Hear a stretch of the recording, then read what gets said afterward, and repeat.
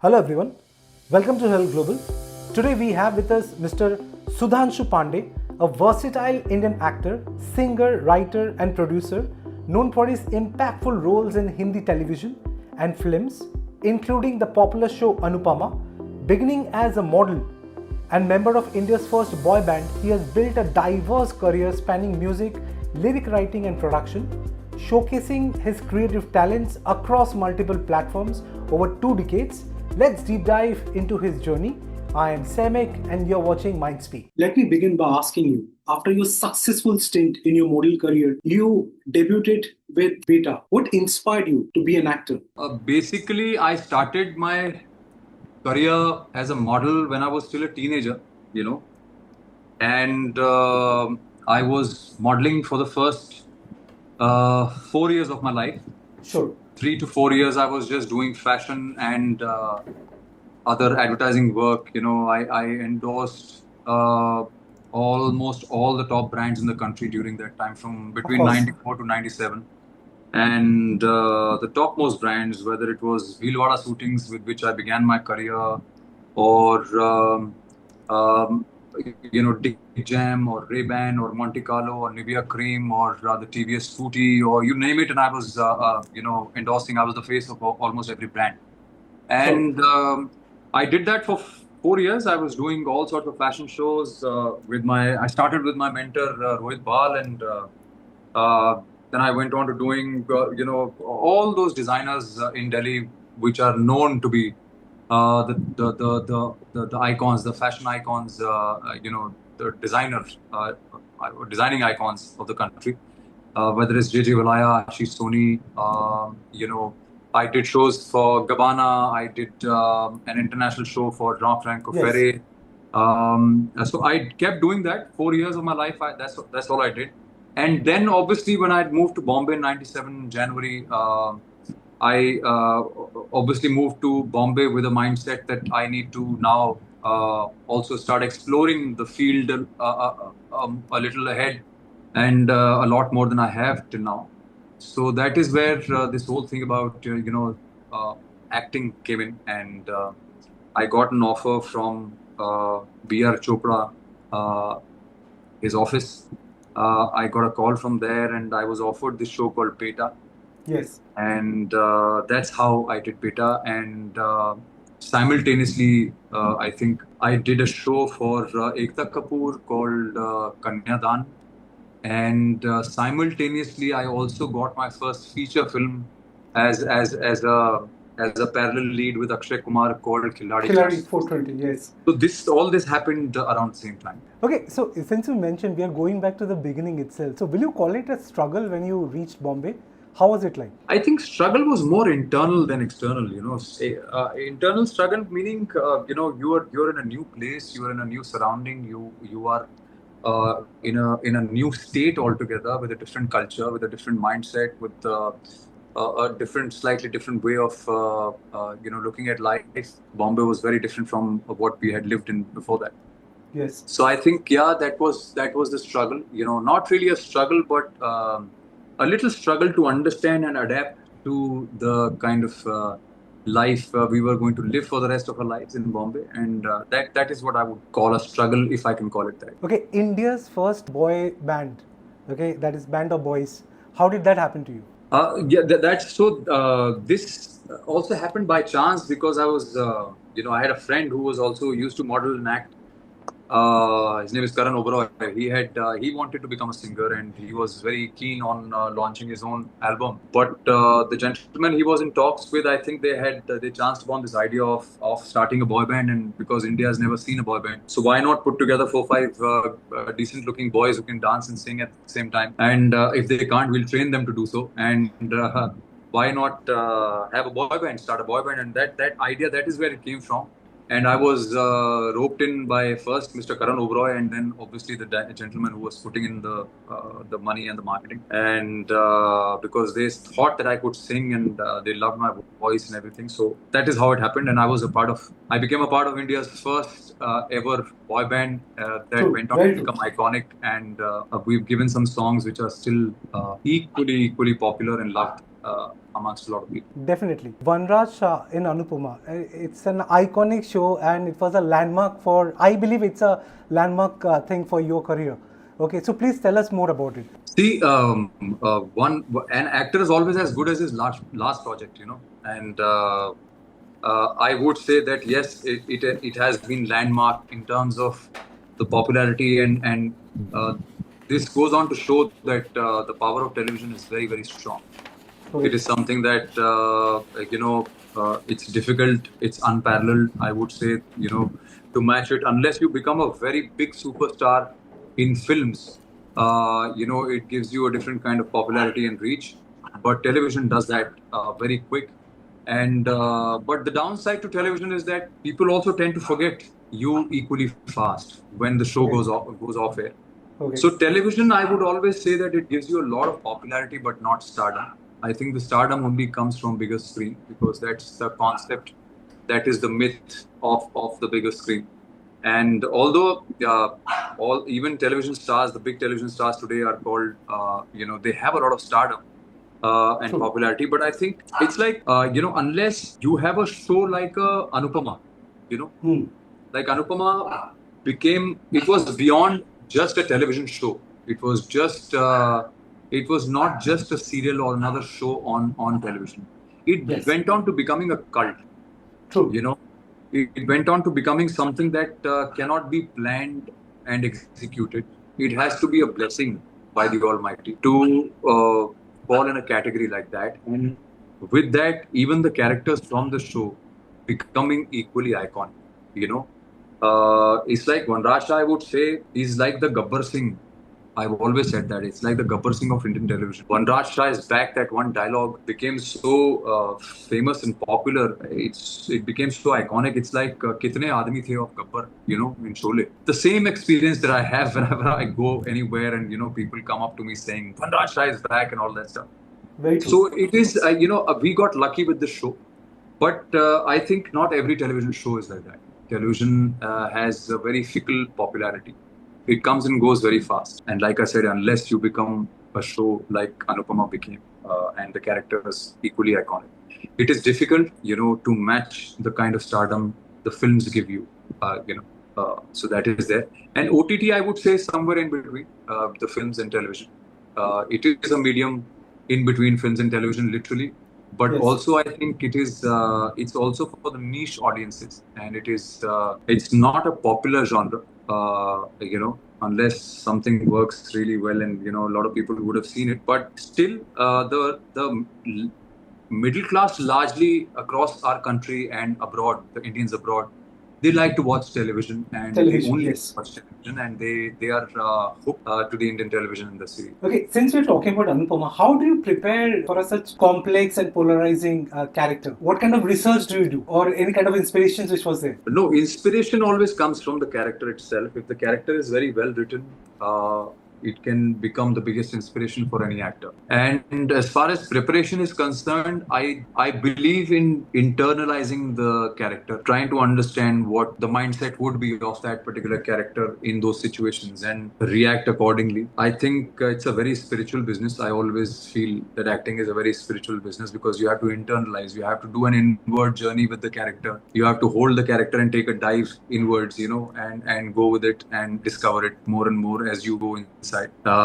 It's not something that you can do technically because there is no technical things that you can do to create the feeling or the emotion that you are supposed to create on screen. It has to be coming from within, very deep within.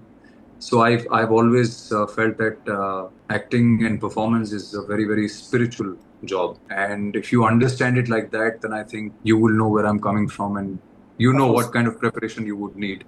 You need to really get in touch with yourself, keeping the character in mind. As you rightly said, that every show cannot be a show like Anupama. So what do you see in a script or the project before you decide to do it? Okay, the script itself or the makers? What are your criteria? It's a combination of a lot of things. It's obviously the makers, the director, the script overall and the characters standing in the script, the strength of the character.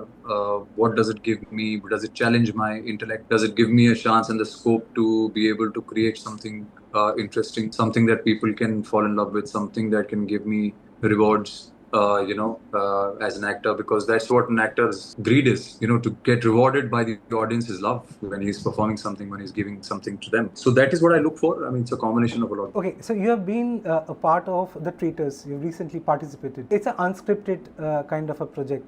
So how was the experience and how did you prepare for it? I think the little bit preparation that I did was just to be mentally prepared that I'm going to go into a place for about 12 days, and I will not have my telephone, the mobile phone with me.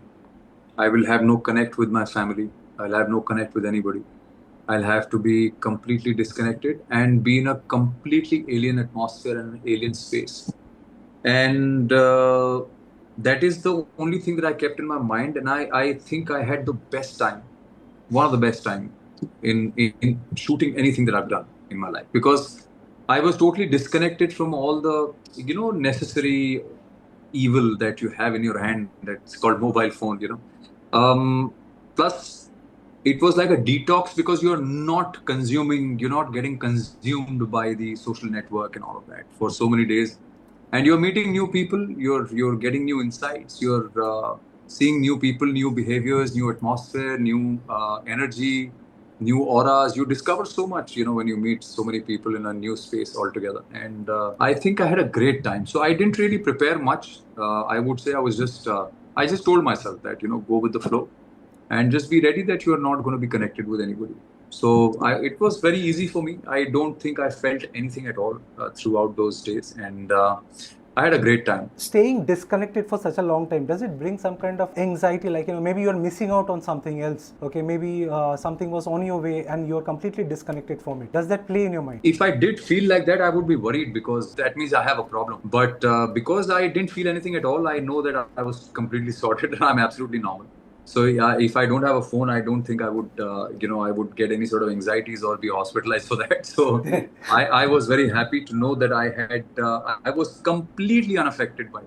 Completely unaffected. Okay, Raw Stock Productions, your production company. What was the reason behind it? Why did you form it? So just to update you on that, I dissolved that company because of certain reasons.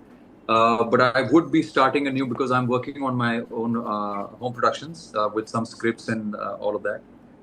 So I would be starting something new. But the reason why since you asked me this question, the reason why I named it Raw Stock was because Raw Stock is the can of film that we used to shoot the films on, Okay. And I thought that because that is the iconic thing that we used to make films on, it would always remain relevant to filmmaking, which is why I thought, let me keep a name which is going to be always relevant in terms of filmmaking. And I called it Raw Stock. So you've appeared in multiple Tamil movies. Okay. So how was the experience? Especially if you can tell us more about the difference between Bollywood and the other industry, the regional industry. See, Tamil industry and Bollywood industry, everywhere people work hard. It's not like people don't work hard. Everybody's working hard. All the technicians, everybody's working hard. I think where the difference lies is the passion and the loyalty to the audiences. South Indian films and South Indian people, the makers, are very, very loyal to their audiences. Their first priority to make sure that their audiences loves what they are making for them. They don't care about paisa, budget, kam, zada, all of that doesn't figure in their scheme. Whereas in Bollywood, mostly what happens is people don't really pay attention to the script so much. People are putting together projects, putting together actors and selling them, which is why we've got the failure ratio to another level. Success ratio is really, really, really nominal. There's almost zero success rate right now. I think that is because we lack the strength to choose the right kind of scripts, take the risk, put in the money on something that can create something more, meaningful in terms of scripts, or set a new precedence. Come out with some good subjects, better subjects, greater subjects. That is the risk that people still don't know how to take in our industry. Whereas in South, they are fully loyal to content and their audiences. Okay, so since you mentioned it, okay, during especially during the lockdown, the COVID time, okay, what I feel is people consumed a lot of content from different languages. So don't you think, like, the taste for the content has kind of changed, and which is becoming difficult for maybe Bollywood to catch up, okay, and to bring up that kind of a content the audience will really like. What is your take on it? You are absolutely right. I think the couple of years of COVID completely destroyed the market for for Hindi films, because the OTT space was discovered by audience largely around that time, because they had no choice but to sit at home and watch. So they discovered this medium, and that is when OTT took off and the films completely died, because people realized that, my God, there is so much to see, there's so much to watch, there's so much variety, there's so much content, and all sorts. I mean, that you can watch with your family, that you can watch alone, that you can watch with your kids, and there's so much available there at any given point in time. So it killed the film market, and after so many years, the film industry is still struggling to survive because of that. And it is absolutely right. Whereas in South, this didn't happen, because South, they make films, they make films, they make good scripts, they make films which the audiences would love, so they are very, very loyal to the audience. Okay, now looking back, okay, now you are a very popular actor and people love you.